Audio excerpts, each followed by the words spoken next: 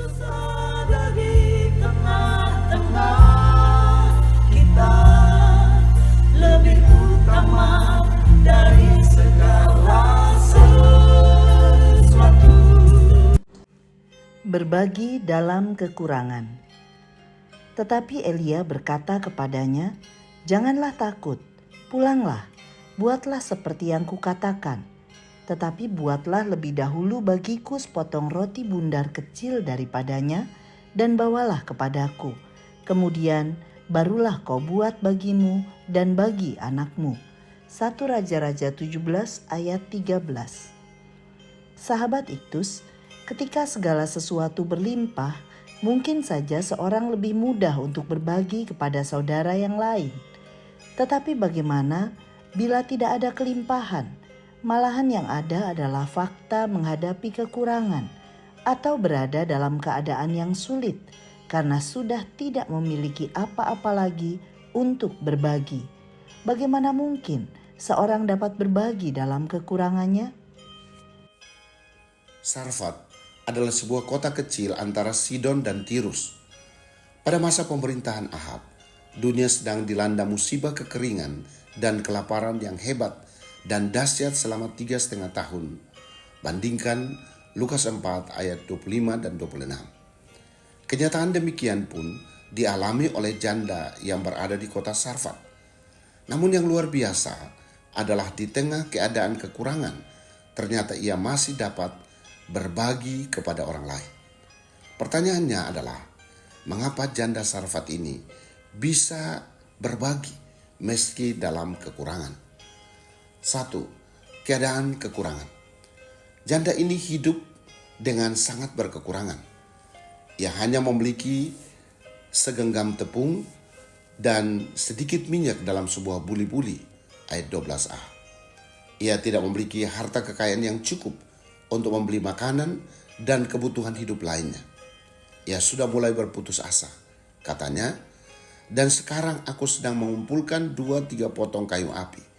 Kemudian aku mau pulang dan mengolahnya bagiku dan anakku. Dan setelah kami memakannya, maka kami akan mati." Ayat 12b. 2. Berbagi dalam kekurangan. Tuhan telah memerintahkan seorang janda untuk memelihara hidup Nabi Elia. Ayat 9. Ia sedia berbagi dengan Elia karena, pertama, memiliki iman yang didasarkan pada janji Tuhan.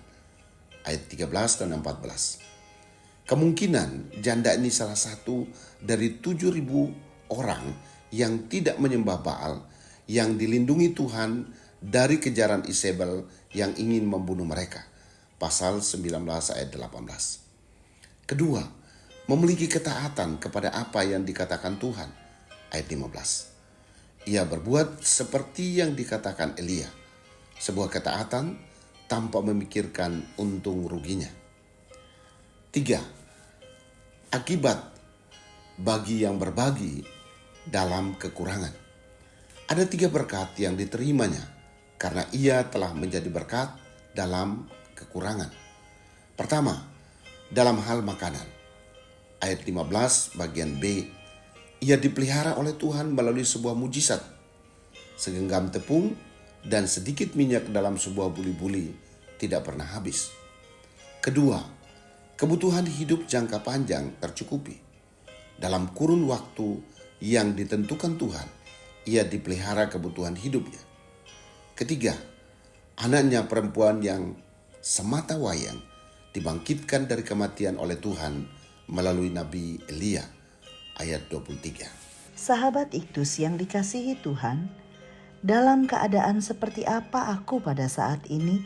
Kekurangan atau kelimpahan?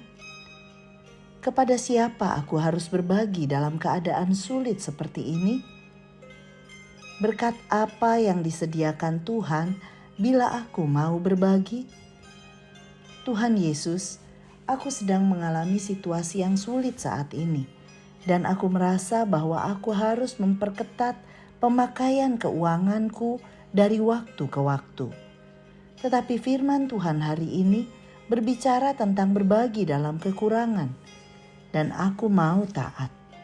Aku menyadari ini adalah ujian iman agar aku tidak bersikap egois, tetapi mulai memikirkan bagaimana aku dapat berbagi kepada teman-teman lain. Aku menyadari bahwa dalam setiap berkat yang kuterima, Tuhan menitipkan padaku bagian untuk orang lain. Amin. Iman tercermin dari kepatuhanku kepada Tuhan untuk berbagi.